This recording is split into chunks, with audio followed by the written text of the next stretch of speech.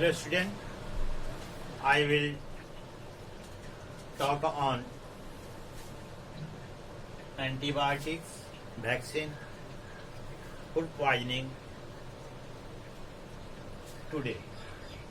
What is antibiotics? It is a type of medicine which used to treat many diseases caused by microorganisms like bacteria, fungi, protozoa, etc. आज जो है antibiotics का उपयोग हम जो करते हैं यह कई तरह की बीमारियों को का उपचार करने में किया जाता है जो बैक्टीरिया, फंगी या प्रोटोजोआ जैसे माइक्रो ऑर्गेनिज्म के कारण होते हैं। ये एंटीबायोटिक्स जो है ये आपको माइक्रो ऑर्गेनिज्म से ही बनाए जाते हैं, जैसे फंगी है, बैक्टीरिया है।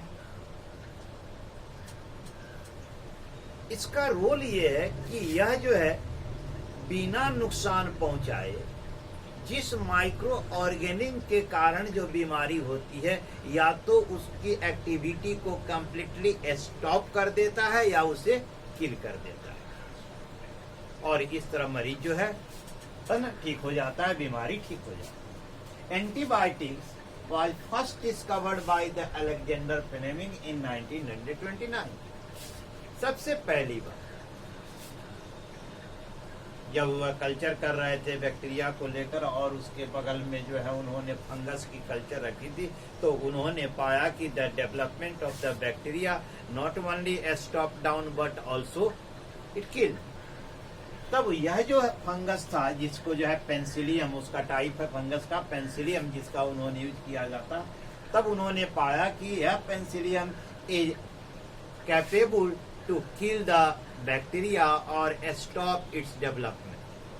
तो पहली बार उन्होंने जो है अलेक्जेंडर फ्लेमिंग ने जो है एंटीबायोटिक्स का इजाद किया था, खोज की थी और उसका नाम पहली बार पेंसिलिन रखा गया था। एंटीबायोटिक्स लेते समय हमें क्या क्या सावधानियां बरतनी चाहिए? एंटीबायोटिक्स हमेशा किसी डॉक्टर की देखरेख में ही लेनी चाहिए, उसके सुपरविजन में ही लेनी चाहिए। ऐसे नहीं अपने मन से गए और दवा खरीदे और खाकर ना उस मेडिसिन को खा लिया, एंटीबायोटिक्स यूज कर लिए, तो इससे फायदे की जगह नुकसान हो सकता है। किसी भी मेडिसिन की एक फुल कोर्स होती है, एंटीबायोटिक्स की एक फुल कोर्स करनी चाहिए। इससे ये होता है कि वह जर्म पूरी तरह जो है या तो किल हो जाता है या स्टॉप डाउन हो जाता है, उसकी एक्टिविटी बंद हो जाती है। एंटीबायोटिक मेडिसिन जो है हमेशा नियमित रूप से जब भी आपकी आवश्यकता पड़ती है तो उसे नियमित और प्रॉपर यानी कि सही समय पर जो डॉक्टर के द्वारा प्रिस्क्राइब्ड एडवाइस समय दिया गया है उसके अनुसार खाना चाहिए। आज कल जो है एंटीबायोटिक्स न केवल ह्यूमन के लिए है बल्कि nowadays we are also made for the animals and the plants also। Plant और एनिमल में भी डिजीज होते हैं तो उनको भी ठीक करने के लिए हम आज जो है यह एंटीबायोटिक्स मेडिसिन बनाने में सक्षम हो चुके हैं। Vaccine the special kind of preparation और medicine which provide the immunity against the particular disease is called vaccine। यह एक विशेष प्रकार से तैयार मेडिसिन होता है। ये विशेषता ये माइक्रो ऑर्गेनिज्म से ही तैयार किए जाते हैं, वैसे माइक्रो ऑर्गेनिज्म जो disease causing micro organism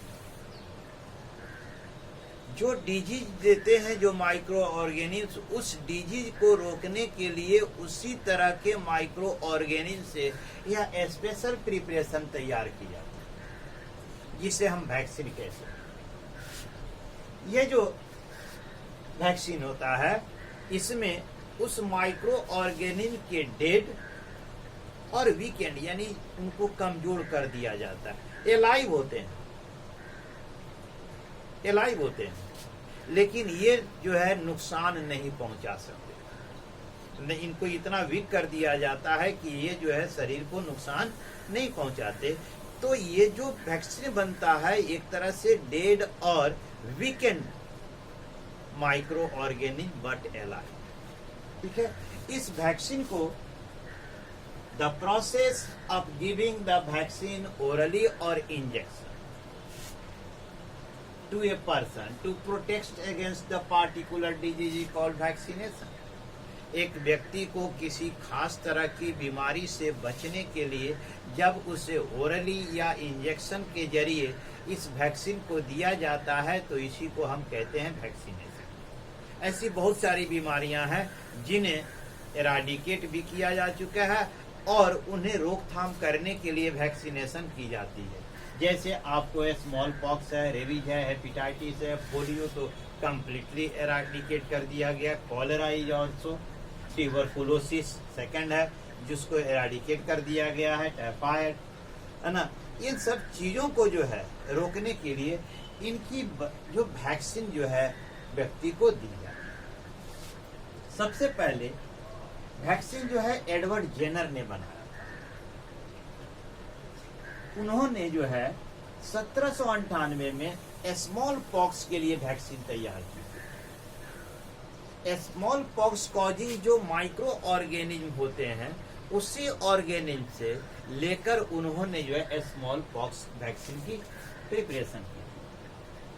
vaccine कैसे काम करता है? वैक्सीन जब किसी व्यक्ति को ओरली या इंजेक्शन के जरिए शरीर में पहुंचाया जाता है तो वे जो माइक्रो ऑर्गेनिज्म जो वैक्सीन में होते हैं कुछ डेड होते हैं या जो एलाइव होते हैं वो बहुत वीक होते हैं। They can not cause the disease, way disease पैदा नहीं कर सकते।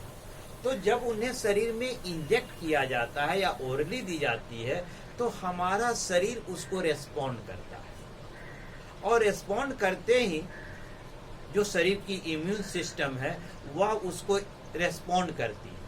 तो उस पार्टिकुलर माइक्रो ऑर्गेनिज्म के लिए वह एक विशेष तरह की केमिकल सब्सटेंस जिसे प्रोटीन भी कहते हैं, प्रोटीन है, उसको जो है सेक्रेट करता है, तैयार करता है। और वह विशेष जो सब्सटेंस होता है जो केमिकल्स या प्रोटीन्स कहते हैं जो शरीर के द्वारा जो है तैयार की जाती है वो ब्लड में जाता है और यह जाने के बाद यह जो है उस माइक्रो ऑर्गेनिज्म को पहले वह रीड करता है और रीड करने के बाद उसको जो है वह मार देता है, वहीं पर उसको खत्म कर देता है।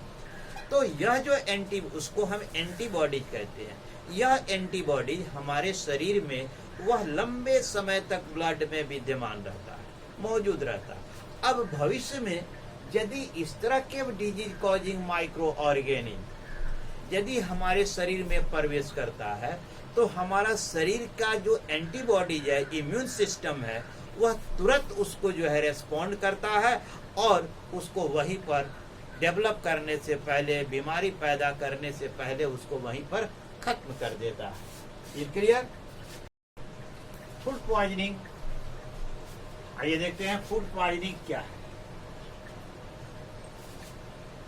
खाने पीने की जो वस्तुएं होती हैं, जो खाद्य पदार्थ होते हैं, उनके ऊपर large number of micro organism जो है ग्रो कर जाते हैं। वे न केवल ग्रो करते हैं बल्कि टॉक्सिकेटेड मटेरियल का जो है सेक्रेशन करते हैं, रिलीज कर देते हैं उसके ऊपर, ड्यू टू विच जिसके कारण that food material gate spoiled, bad smelling, जिसके कारण वह जो है इन्फेक्टेड हो जाता है, वह दूषित हो जाता है। इसी को हम कहते हैं फूड पॉइजनिंग। जब कभी कोई स्वस्थ व्यक्ति इस तरह के खाद्य पदार्थ को या जो पीने वाली चीज है उसको खा लेता है, पी लेता है, ही गेट इन्फेक्टेड, तब वह जो है इन्फेक्टेड हो जाता है इस तरह के micro organism, disease causing micro organism. Food preservation, तो फूड को प्रिजर्व करने के लिए, सुरक्षित रखने के लिए क्या किया जाए? उससे पहले आए हम ये जाने कि फूड प्रिजर्वेशन क्या है। खाद्य पदार्थों को सुरक्षित रखने की किसे कहते हैं, क्या है वो रखना? the process in which the food material prevent from the getting spoiled or toxicated by given a suitable physical or chemical treatment is called food preservation।